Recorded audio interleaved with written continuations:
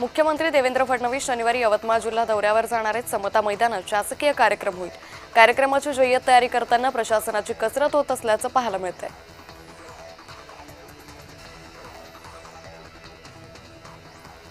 विदर्भ मराठवाड्यातील ठाकरे गटाच्या जिल्हा प्रमुखांची बैठक उद्धव ठाकरेंनी घेतली।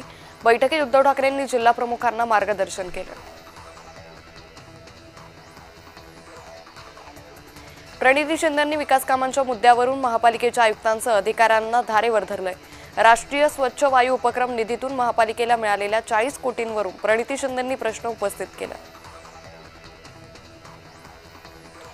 सहकार मंत्री बाबासाहेब पाटील यांनी छगन भुजबळांच्या आव्हानावर प्रतिक्रिया दिली आहे। छगन भुजबळांच्या आव्हानाला उत्तर देणार नाही, आमची समिती उत्तर देईल, असं सहकार मंत्री बाबासाहेब पाटील म्हणाले।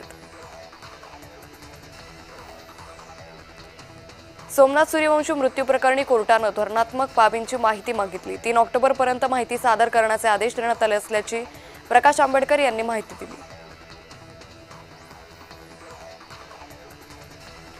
संजय लाखे पाटलांनी राज्य सरकारला इशारा दिलाय। मराठवाड्याच्या विकासासाठी मंत्रिमंडळाची बैठक घ्यावी, अन्यथा मुख्यमंत्र्यांना काळे झेंडे दाखवू असं म्हणत राज्य सरकारला इशारा दिलाय।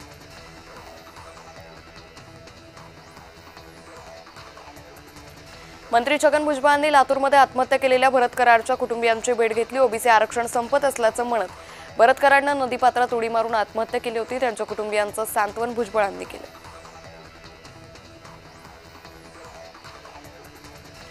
मराठा समाजाला ओबीसीतून आरक्षण मिळाल्यास ते ईडब्ल्यूएस मधून आरक्षण सोडणार आहेत का, असा सवाल छगन भुजबळांनी केलाय। जे सुशिक्षित आहेत, मराठा समाजाचे मुख्यमंत्री आमदार खासदार झालेत, त्यांना मी हा प्रश्न विचारतोय। अशिक्षितांकडून मला अपेक्षा नाही, असा टोलाही भुजबळांनी लगावला। धनंजय मुंडेंनी मुख्यमंत्री देवेंद्र फडणवीसांना पत्र लिहिलंय। मराठवाड्यातील बंजारा समाजासंदर्भात मुंडेंनी हे पत्र लिहिलंय। हैदराबाद गॅझेटप्रमाणे बंजारांना एसटीतून आरक्षण द्या अशी मागणी करण्यात आली।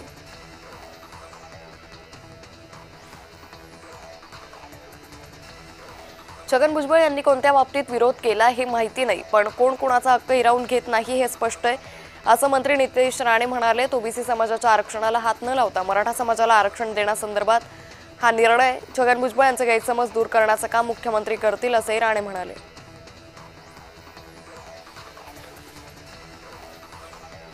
नाशिकमध्ये ठाकरे गट मनसेने एकत्र मोर्चा काढला। नाशिकातील स्थानिक समस्यांविरोधात हा मोर्चा काढला। यात खासदार संजय राऊत, मनसे नेते बाळा नांदगावकर सहभागी झाले। या मोर्चातून मनसे ठाकरे गटानं शक्ती प्रदर्शन केलं।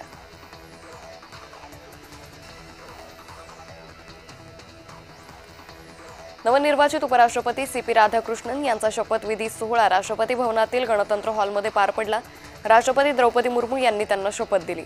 या सोहळ्याला पंतप्रधान नरेंद्र मोदींसह अनेक केंद्रीय मंत्री आणि राजकीय नेते उपस्थित होते।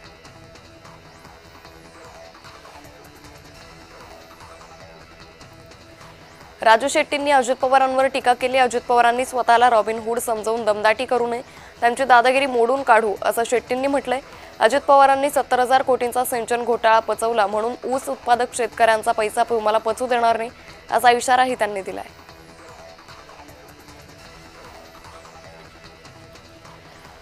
वापरा आणि फेकून द्या पद्धतीचा राजकारण करणाऱ्या उद्धव ठाकरेंनी काँग्रेस आणि शरद पवार गटाला बाजूला करून मनसेला जवळ केलं असेल तर त्यात आश्चर्य वाटण्यासारखं काही नाही, असं नितेश राणे म्हणाले।